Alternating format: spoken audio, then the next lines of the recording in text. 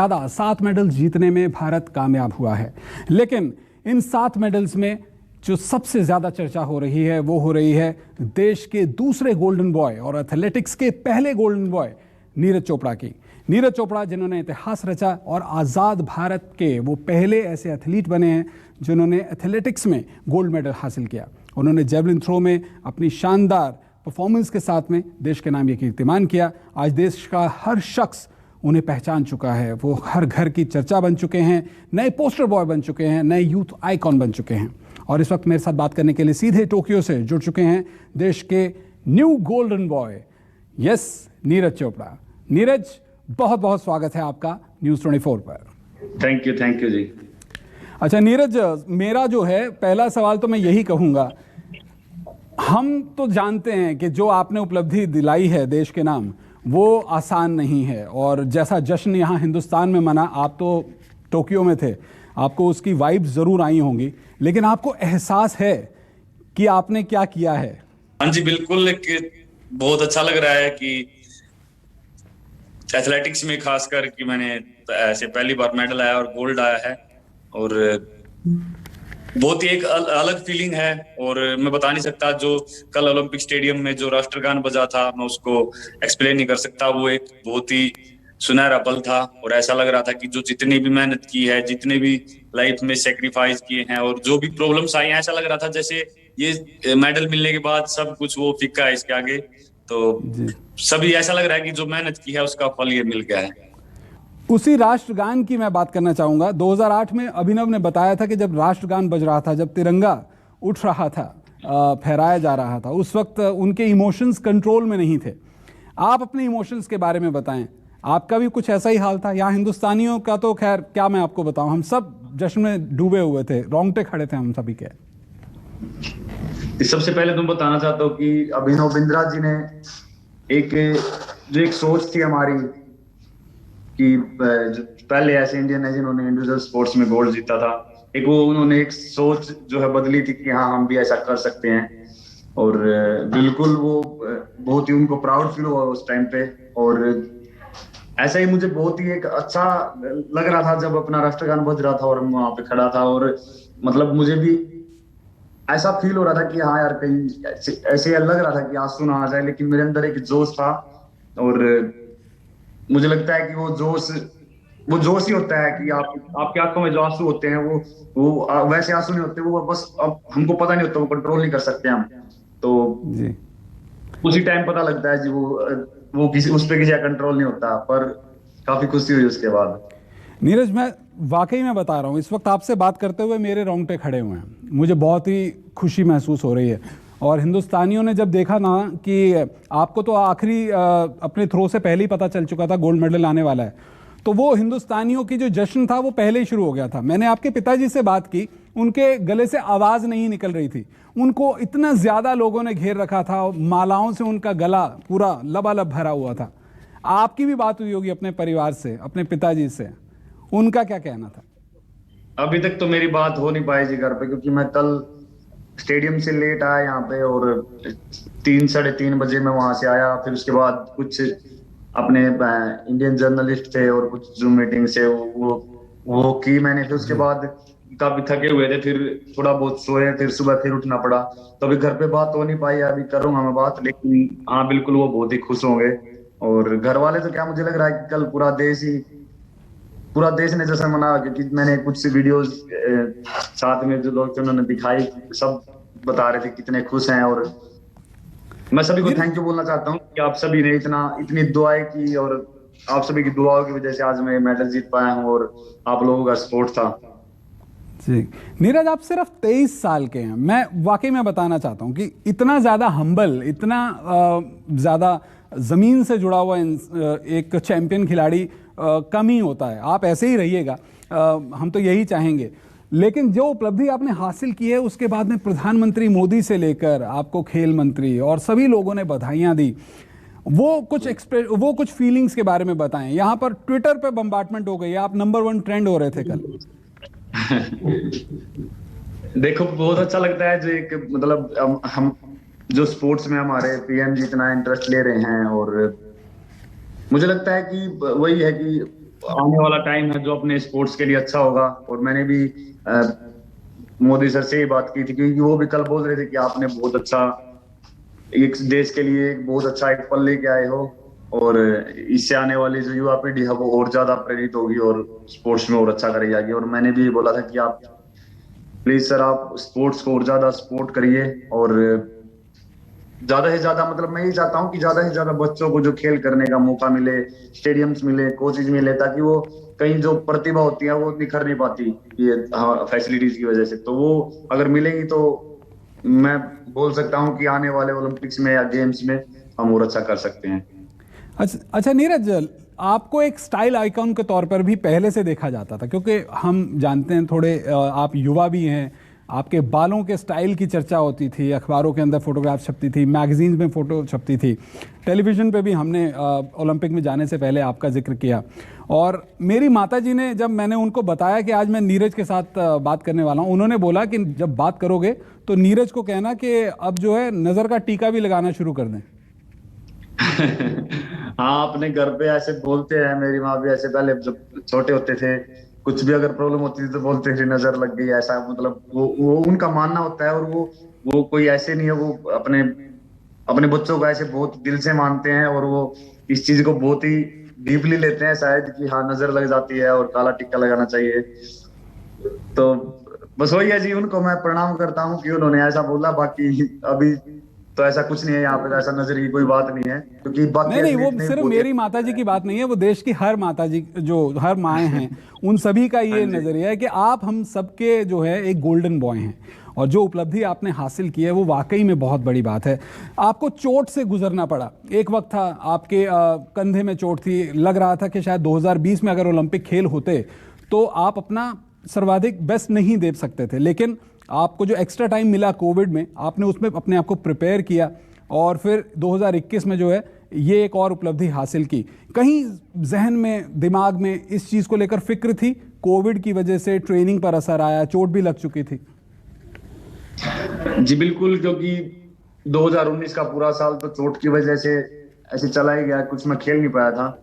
और मुझे अपनी एल्बो की सर्जरी करवानी पड़ी थी, और मैं भगवान का और डॉक्टर का शुक्रिया करता हूँ, और सभी जिसने मुझे सपोर्ट किया कि वो सर्जरी सक्सेसफुल रही। उसके बाद जो रिहैब था वो भी अच्छे से हुआ। लेकिन मेरा 2019 का जो पूरा साल था वो बिना कुछ खेले ऐसे निकल गया। तो फिर पर मैंने बीच में अच्छी शुरुआत की थी, मैंने क्वालिफाई किया ओलंपिक्स के लिए, और अच्छा प्रिपेयर हो गया था मैं, और पूरा रेडी थे हम ओलंपिक्स के लिए। लेकिन वो पेंडेमिक की वजह से ओलंपिक को पोस्टपोन कर दिया।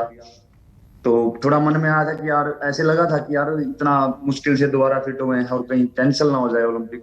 तो वो काफी मुश्किल टाइम था उस टाइम, एक तो ट्रेनिंग नहीं हो रही थी, ऊपर से जो ओलंपिक्स है उनका कुछ श्योर नहीं हो रहा था कि पता नहीं होंगे या नहीं।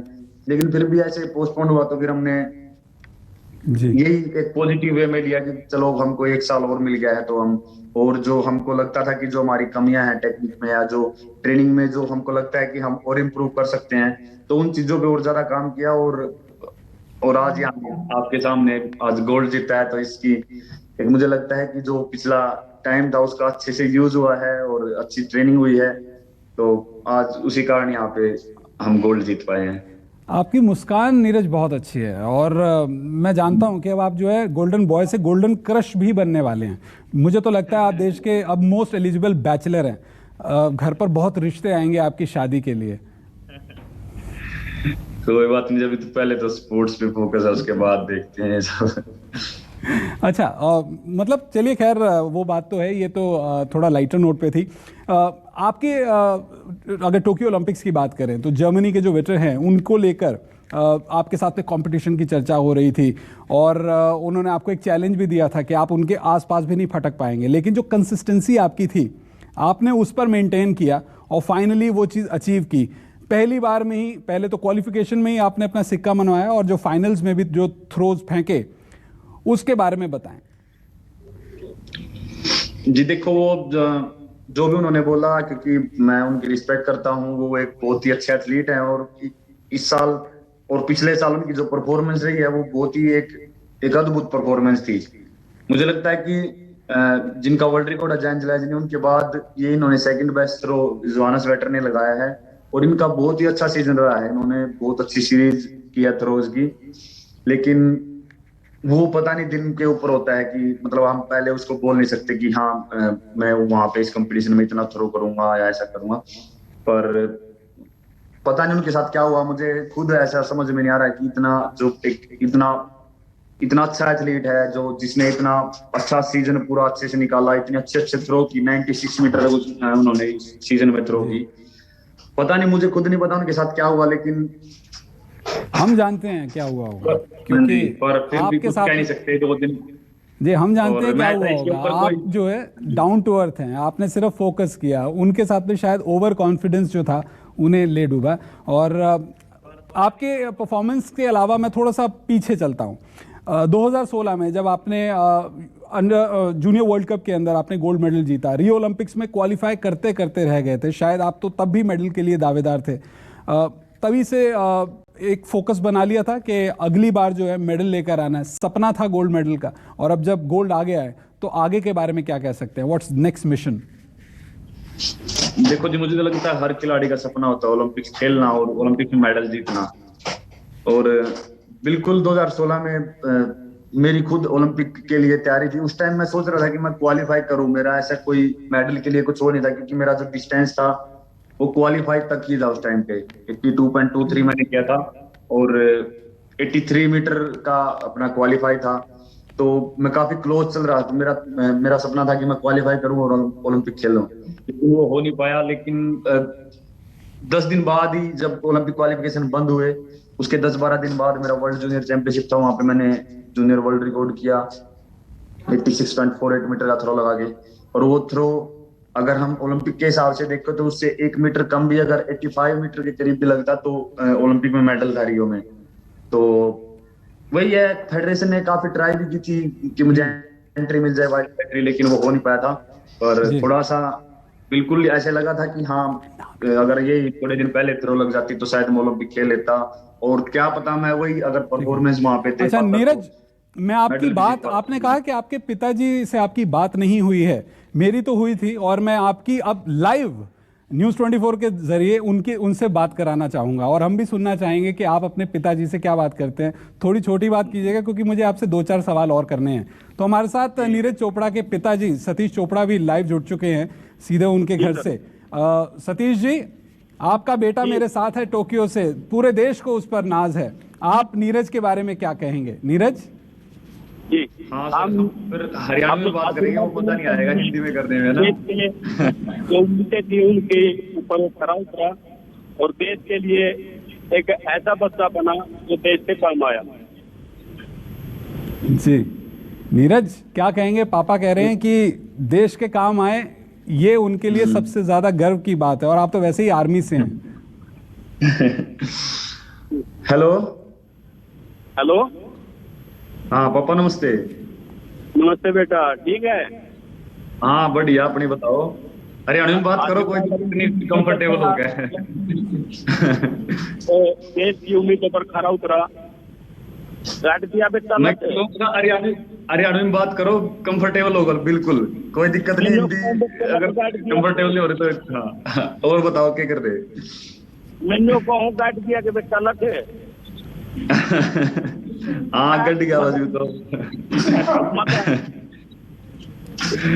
चलो कल लेट हो गया था, बात हो नहीं पाई। बस एक बार मैं भी सोच रहा था कि तुम भी बिजी हो गए तो आराम तक करूँगा सब तो बात। नहीं बेटा, फुर्सत मिला जिम कर लिए, कोई दिक्कत नहीं है बेटा, रिलैक्स रह के करिए। हाँ ठीक है, कोई दिक्कत नहीं। और ठीक हो ना? बिल्कुल। नीरज, पिताजी से पूछ तो लें कि घर का माहौल कैसा है। हाँ मैं ये वही तो पूछ पूछ रहा हूँ लीजिए। कि सब ठीक है ना, कैसा माहौल है? जी बहुत बढ़िया बेटा। चलो चलिए। बढ़िया पापा। बिल्कुल सतीश जी, बहुत बहुत शुक्रिया आप हमारे साथ जुड़े। नीरज, अगले सवालों का कुछ और वक्त आपसे मैं चाहूँगा। आपके पिताजी ने भी बोला कि लठ गाड़ दिया, और मैं तो ये कहूँगा कि एक हिंदी का बहुत अच्छा एक शेर है, वो कहते हैं कि कौन कहता है आसमान में सुराख नहीं होता, एक पत्थर तो तबीयत से उछालो यारो। तो आपने तो आसमान में सुराख किया, क्योंकि जो भाला था, जैवलिन था, वो तो आसमान में फेंका था, तो आपने तो आसमान में सुराख किया है। नहीं देखो जी, अपने यहाँ की वो वही मेरे पापा जी ने बोला, और ये हरियाणा ही कहावत है कि लठ गाड़ के आना है, तो मुझे लगता है कि ये कहावत हरियाणा की है, लेकिन आज ये लठ इंडिया के लिए गड़ा है क्योंकि ये मेडल जो है इंडिया के नाम है और इंडिया के लिए मैंने जीता है, तो काफी अच्छा लग रहा है। अच्छा नीरज, थोड़ा सा एक दो सीरियस सवाल पूछता हूँ। एक वक्त ऐसा था, थोड़ा सा गुर्बत, थोड़ा सा फाइनेंशियली थोड़ी वीक चल रही थी आपकी फैमिली। एक नॉर्मल फैमिली से आते हैं आप, किसान फैमिली से आते हैं, और कहा जाता है कि शायद जेवलिन खरीदने की भी बहुत, जो क्वालिटी जेवलिन होते हैं, महंगे जेवलिन होते हैं, उन्हें खरीदने में भी मुश्किल आई थी। वहाँ से यहाँ तक का सफ़र आप इसको कैसे देखते हैं? क्योंकि अब आप एक यूथ आइकॉन हैं, आप जो कुछ भी कहेंगे उसको सुनकर एक गरीब परिवार का बच्चा हो या एक औसत या फिर अमीर परिवार का, वो इंस्पायर होंगे। तो एक नई पीढ़ी को, आने वाली पीढ़ी को तैयार होने को लेकर आप क्या कहेंगे अपने इस पूरे सफर को देखते हुए? देखो जी, मैं यही बोलना चाहूंगा कि अगर बात पैसे की जाए तो सिर्फ मैं ये एक ऐसा एथलीट नहीं हूँ जो मिडिल फैमिली से, मिडिल क्लास फैमिली या फिर फाइनेंशियली प्रॉब्लम रही है। मुझे लगता है कि अपने देश में ज्यादातर एथलीट ऐसे हैं जिनको फाइनेंशियल प्रॉब्लम रहती है और बहुत ही मध्यम परिवार से निकल के वो आते हैं, क्योंकि उनको, उनके अंदर एक भूख होती है कि हमको कुछ करना है, अपने परिवार के लिए कुछ करना है, अपने देश के लिए कुछ करना है, और वो अपने आप को रोक नहीं सकते क्योंकि उनके पास रोकने के लिए ऑप्शन नहीं होता। कि ऐसे वो ये नहीं सोच सकते कि हमारे पास सब कुछ है और मैं आज प्रैक्टिस कम कर लेता हूँ या फिर थोड़ा रुक जाता हूँ। और बिल्कुल जेवलिन शुरू में अपने पैसे से लेने के इतने पैसे नहीं थे, ये दिक्कत आई, पर मैं मानता हूँ कि ये उसी दिक्कत की वजह से आज मैं यहाँ तक पहुंचा हूँ। अगर वो दिक्कत नहीं आती तो क्या पता मेरे अंदर इतना, मैं फैमिली का इतना वो देखता नहीं कि ये कितने दुख से और कितना मेहनत करके पैसा लेके आ रहे हैं, और ये सब मैंने देखा और मेरे अंदर भूख आई कि नहीं, ये जो भी ये मेहनत कर रहे हैं, मुझे इनसे ज्यादा मेहनत करनी है और मुझे अच्छा करना है कुछ। तो यंग जो जनरेशन है उनको आप क्या कहेंगे कि मुझे लगता है बहुत जरूरी है, जो सेक्रीफाइस होते हैं शुरू में, जो भी प्रॉब्लम आती है तो वो जरूरी होती है, वो आगे हमारे काम आती हैं, और वही टाइम ऐसा होता है जो हमको मेहनत करने के लिए प्रेरित करता है। और अब तो आपको प्रधानमंत्री मोदी और सब लोगों ने तो अब कॉन्ग्रेचुलेट किया ही है। आपको ये भी जानकारी मिल ही चुकी होगी कि तमाम जो अलग अलग इंस्टीट्यूशंस हैं, सरकारें हैं, साथ ही साथ हरियाणा सरकार ने भी आपके लिए एक बहुत बड़ी इनाम राशि, करीब 6 करोड़ तो हरियाणा सरकार ही दे रही है। बीसीसीआई ने आपके लिए इनाम का अनाउंस किया है, और साथ ही साथ आर्मी भी आपको फेलिसिटेट करने के बारे में तैयारी कर रही है। इंडिया आकर सबसे पहले क्या करना है? सब देखो, मैं सही बताऊं तो काफी टाइम से मतलब यही होता है खिलाड़ी का कि घर से दूर रहता है, और मैं वही सोच रहा था कि आराम से ओलंपिक खेल के बढ़िया जाए तो थोड़ा घर पे थोड़ा टाइम बिताएंगे आराम से घर वालों के साथ। लेकिन अब ये थोड़ा शायद मुश्किल है, थोड़ा टाइम लगेगा, क्योंकि ये सभी जिसने हेल्प की है उनसे मिलना भी जरूरी है, क्योंकि वो उनका बहुत साथ रहा है।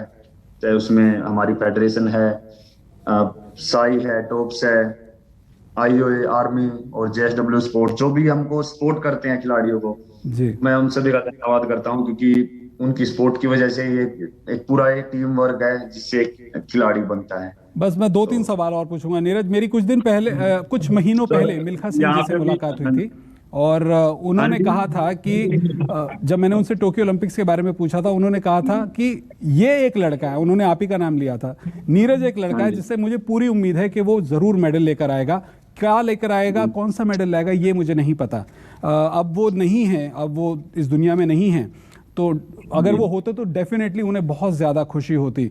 और हमें मालूम पड़ा है कि शायद आपने अपने मेडल को एथलेटिक्स के तमाम खिलाड़ियों को और मिल्खा सिंह जी को डेडिकेट किया है। जी नहीं, बिल्कुल जी, क्योंकि मुझे लगता है कि जो मेडल आज तक एथलेटिक्स में नहीं था, और एक ऐसा फील हो रहा था कि यार एक लेके आना पड़ेगा मेडल, और उन सभी का सपना था कि एक मेडल आना चाहिए ओलंपिक में। और मिल्खा सिंह जी का सबसे बड़ा सपना था कि अपना राष्ट्रगान ओलंपिक स्टेडियम में बजे, तो वो आज हो पाया है। लेकिन मिल्खा सिंह जी हमारे बीच में नहीं है, और मैं मानता हूं कि उन सभी की बहुत ज्यादा मेहनत रही है, क्योंकि वो जैसे पीटी उषा मैम है और मिल्खा सिंह जी हैं, और बहुत अच्छे एथलीट रहे हैं, जो जिनका थोड़े थोड़े टाइम से वो मेडल चूक गया था, लेकिन आज ये मैंने जीता है, तो कहीं ना कहीं उनका भी एक सपना पूरा हुआ है। तो इसलिए मुझे लगा कि हाँ, ये ये उन सभी की मेहनत थी और आज उनका भी एक सपना पूरा हुआ है, तो इसलिए मैंने वो डेडिकेट किया कि हाँ ये आप सभी की मेहनत है। वैसे तो जो उपलब्धि आपने हासिल की है मैं समझता हूँ वो बहुत बड़ी है। पीएम मोदी ने आपको मुबारकबाद दी और पूरे जी। देश में जश्न मन रहा था, आपके परिवार में जश्न मन रहा था। टोक्यो का क्या हाल था? रात को नींद आई, सो पाए? और पीएम ने क्या सर- बताया, क्या बात की, ये जरूर बताइएगा। सर सो तो बहुत लेट सोए क्योंकि उधर से मैं स्टेडियम से नहीं, लेट आया नींद था आई थी क्या? काफी। खुशी के मारे नींद आई थी? हाँ सर, खुशी तो है ही पर थक भी तो जाते हैं गेम के बाद, तो नींद तो आ गई थी पर थोड़ा लेट सोया था, ये है। जी। और पीएम मोदी जी ने क्या बोला, क्या बताया उन्होंने? कुछ नहीं सर, बस यही बोल रहे थे कि बहुत अच्छा किया है और जो आने वाली युवा पीढ़ी है तो उनके लिए एक प्रेरणा है ये, और बस यही काफी, ये उन्होंने मोटिवेट किया। अच्छा, आखिरी सवाल। अभी आप सिर्फ 23 साल के हैं और एक लंबा सफर बचा हुआ है। आपने कल बताया कि अब आपका जो नेक्स्ट टारगेट है वो ये है कि 90 मीटर के मार्क को पार करना है। तो यानी कि सिर्फ और सिर्फ टोक्यो ओलंपिक्स में गोल्ड मेडल से अब नीरज सेटिस्फाई नहीं रहने वाले हैं। अगला मिशन पेरिस ओलंपिक्स। हाँ जी, पेरिस ओलंपिक तो अभी दूर है, उससे पहले Commonwealth games, Asian games, world championship वो जरूरी है। मुझे लगता है कि वो एक एक करके सीढ़ी चढ़ना है, ठीक है, सीधा अगले ओलंपिक का टारगेट लेना, तो बीच में भी काफी अच्छे अच्छे गेम्स हैं, उनकी तैयारी करेंगे और आगे अच्छा करने की कोशिश करेंगे। Thank you. हमसे बात करने के लिए बहुत बहुत बहुत शुक्रिया नीरज। वाकई में मुझे बहुत खुशी है आपके साथ में बात करके। आप जितने डाउन टू अर्थ है हमेशा ऐसे ही बने रहिए। आपको पूरे देश का आशीर्वाद मिलता रहेगा और पूरे देश का हर खेल प्रेमी आपके लिए दुआएं कर रहा है। और जब आप इंडिया आएंगे तब आप देखेंगे कि आपको जो प्यार मिलने वाला है, जो प्यार ऑलरेडी मिल रहा है, उसमें अभी और लगातार इजाफा होगा। बहुत बहुत शुक्रिया हमारे साथ जुड़ने के लिए। Thank you, thank you. तो ये थे नीरज चोपड़ा, जिन्होंने ना सिर्फ टोक्यो ओलंपिक्स में इतिहास रचा है बल्कि साथ ही साथ देश के हर शख्स को ये कहने के लिए मजबूर कर दिया है कि वाकई नीरज आज